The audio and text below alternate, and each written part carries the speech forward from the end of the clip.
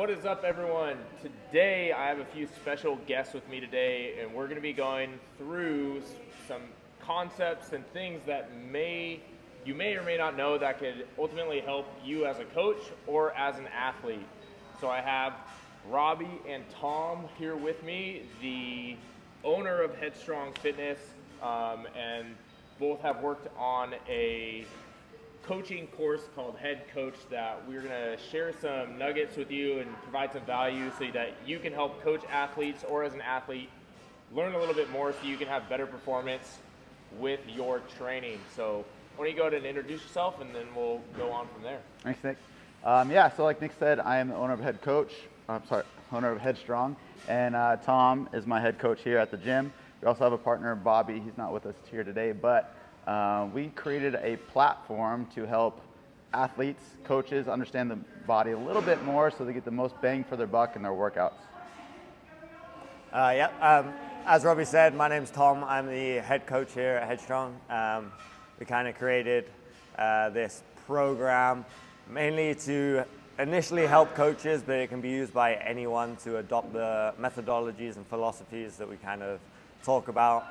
And you can put it in any style of training that you kind of want to. Yeah, for all my viewers and subscribers and followers, you know that I preach and live athletic strength and conditioning, and as myself coming up as a coach, I went through some of these principles and learned from Robbie myself as when I was getting started as a coach. So a lot of these things are going to be applicable, and you may or may not have seen in some of my training so far. So if you want to be better, you got to learn a little bit more and continue to expand your knowledge and have an open mindset. So we're going to start getting into some of the content for today. All right, so in your own words, can you just tell me and our viewers, like, what is head coach, and what is kind of the overall learning objectives, or what are they going to take away from this course or program? Yeah, totally.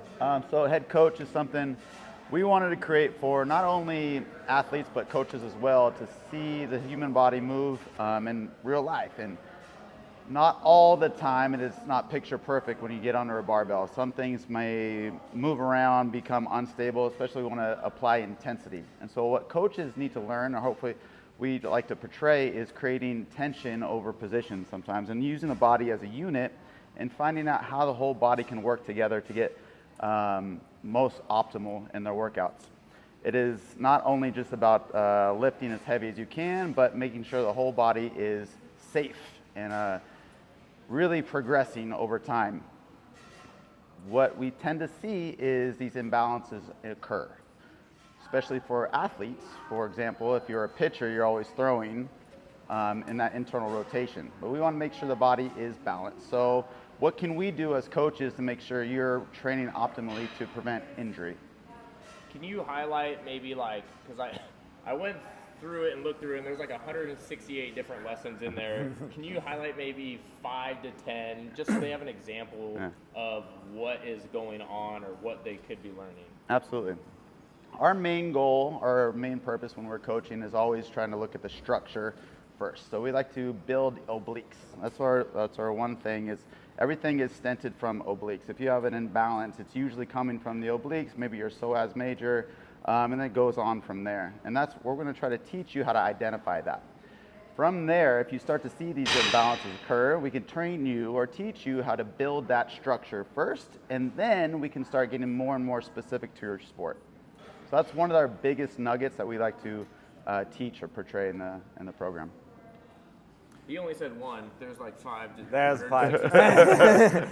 There's a lot. So in general, when we're thinking about training, when we're thinking about playing a sport, we not only think about the physical side of things, but also the mental and emotional side of things. And if you can get them to align together, you're going to get way better performances, adaptations, all those things like that. So in the course, we do have the physical aspect, like Robbie said, and how the body moves as a unit, how we can get things to work together so we're going to be the most powerful, safe. Once we can build that safety, then confidence comes in, whether it be in the gym or playing a sport, and then we can perfect the performance of the specific task.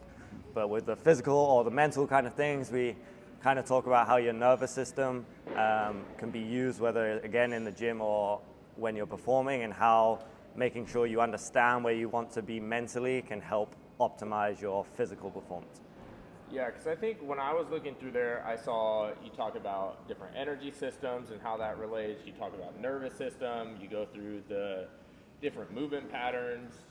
You go through something that's big that I still use with all of my athletes is internal versus external torque. I primarily focus on external because I'm going for a lot of power development, but I know it needs to be balanced.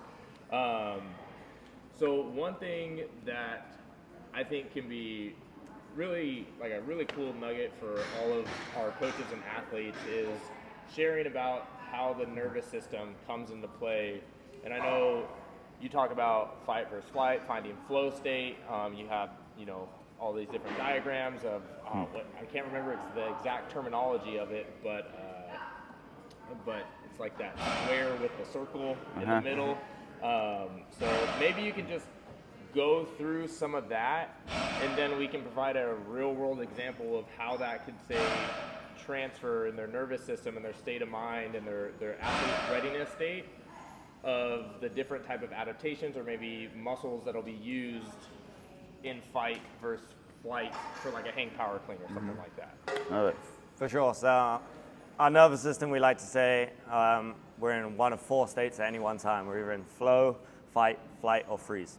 Now, if you're thinking like an athlete, to put this into context, if you're playing rugby like Nick does, you, before the game, see the other team and they are huge, they're massive, and you're almost freaking out. You're in that flight state. That shit don't matter. Or when people look at Nick, that's what they're doing. They're thinking they're big, you start to get in your own head, you're going to start the game a little bit differently if you're focusing on that thing. Whereas if you look at the other team, you're like, nah, we got this, like Nick might have, then you're going to go into that a lot differently. So it's the same whether you're in and out of the gym. If you see a barbell with 600 pounds, whatever it is, you're intimidated by that barbell, your body's going to react a different way to if you know you're going to crush it. So having that mindset is going to change your outcome of your performance. And if we're going for power, we want one thing, we want to be aggressive, we want to go as hard as we can, but we also need to build the structure, the safety that Robbie talked about earlier, where it's going to be a bit less of that go, go, go, and it's more connection to the body, making sure we feel safe, then we can apply it to the skill.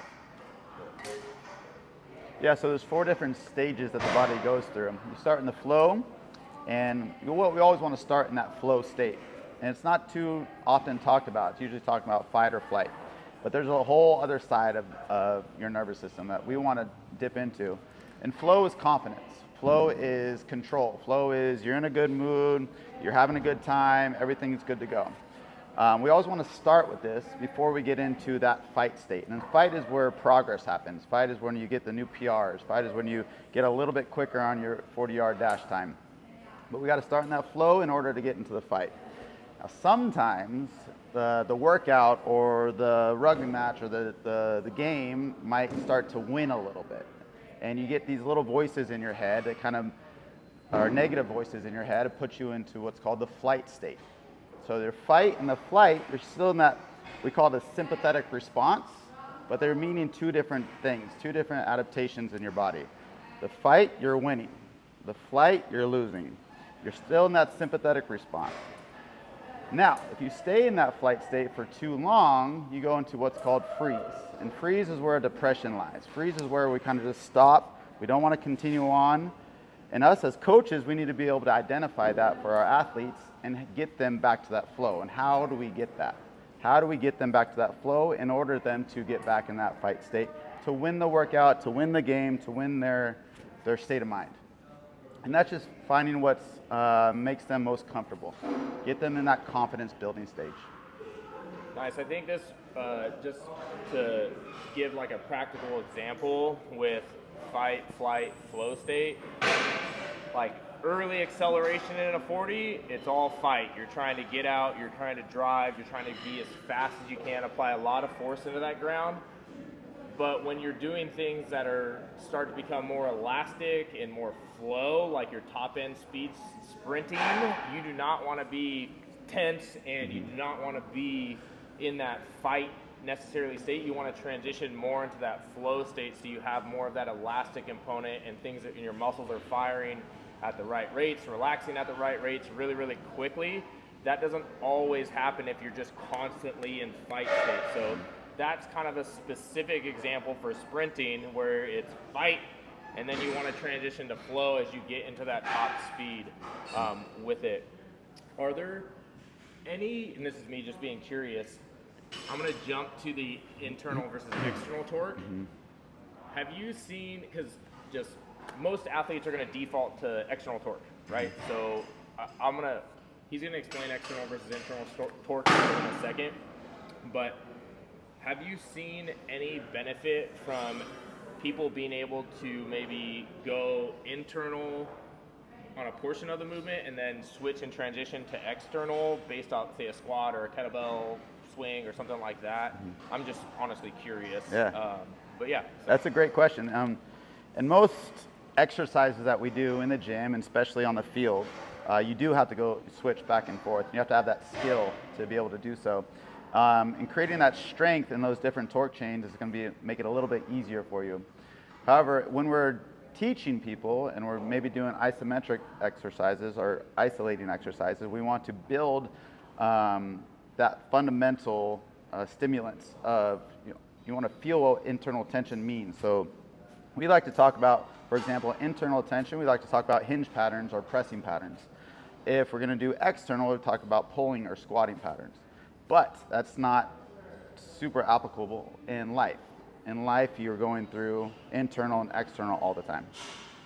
So internal, can you just like run through what internal muscles and those are, and then what external, and like when and where you would want to be with those? Yeah. So internal is that internal tension. The internal muscles are bringing tension towards the midline of the body. So muscle fibers contracting in towards the body. Yeah. Okay. It's where the safety comes. It's what's trying to protect our body. It is what we should be using the majority of the time to load certain exercise or move a lot of the time.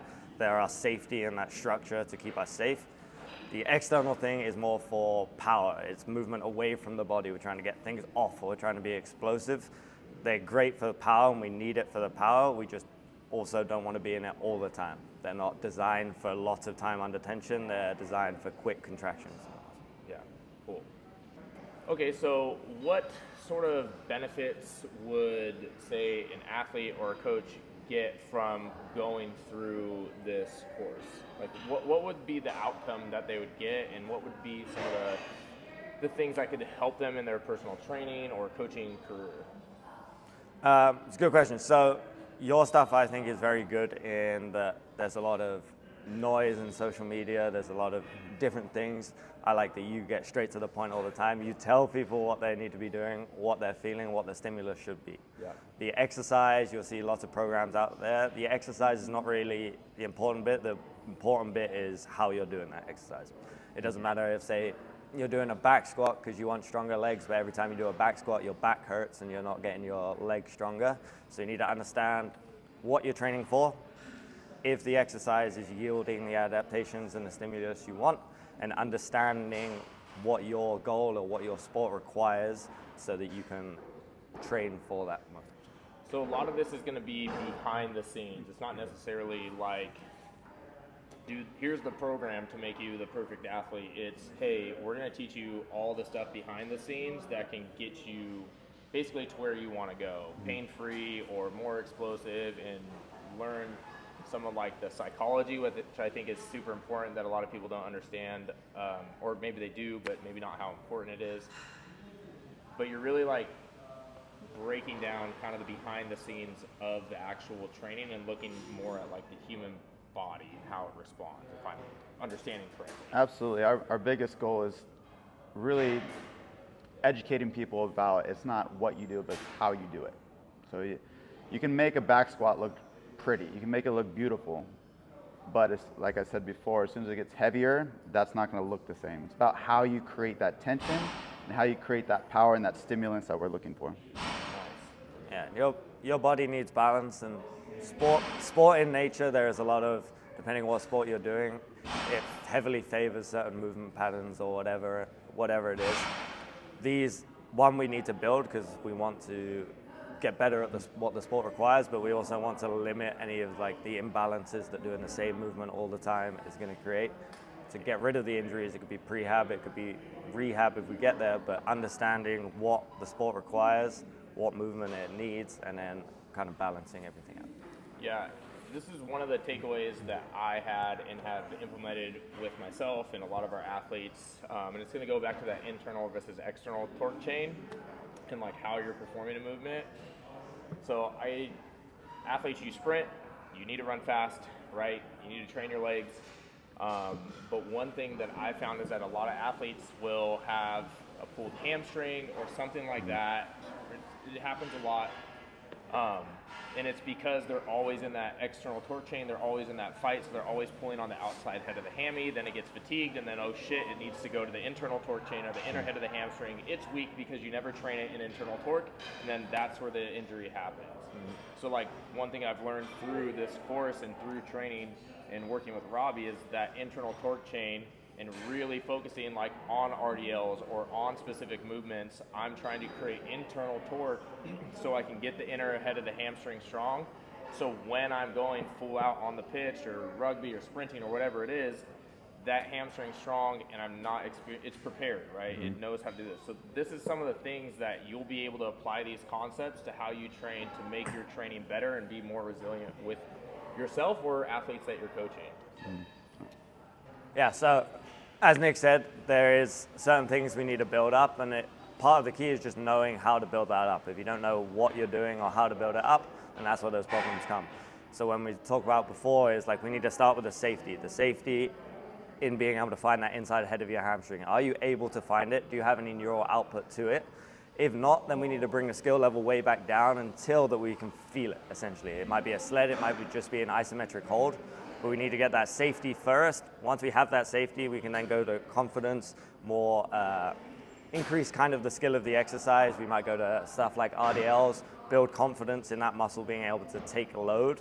And then the skill of the sprinting, once we've built that, now our body feels safe that it can contract and go as much or as hard as it can, and it's not gonna snap because you've already built that intensity into the muscle. And in the HeadCoach course, are you giving them these kind of progressions or not trainings, but certain exercises to help them like progress or regress with this? Mm-hmm. Yeah, it was one thing I was going to touch on is as a coach or maybe even as an athlete, we want you to be able to identify before something like that happens, before like a hamstring pops or something like that. We want you to be able to identify any imbalances that are occurring, maybe a knee shifting, maybe a shoulders rounding, and what to do in the moment to get the most benefit out of that exercise of that day. So like Tom was saying, bring the skill level down quite a bit so you can build up the structure better. So where could they find this HeadCoach course? Where could they check it out, see what it's about? So we have HeadCoach 2025 is our Instagram page. So the Instagram kind of has like highlights and snippets of what the course is gonna teach. It gives golden nuggets, free things, and then within that page, if you wanna go and click on that mentorship, it'll have the link in the bio for that mentorship. It has free videos in it, so you can check it out first, and then that's where we get it. Yeah, I'm just gonna say, like, this is part of a founding structure that after, I got my strength and conditioning certifications, this was one of the first things that I did as education or continued education and learning as a coach, was learning about this, and it's paid off huge dividends for how I train athletes both in programming and in person to be able to find these little things. So I think all coaches should at least check it out, and it's helped me, and I think it could help a lot of you as well. Thanks, Nick. Yep. Appreciate it, buddy. Thank you. Like and subscribe.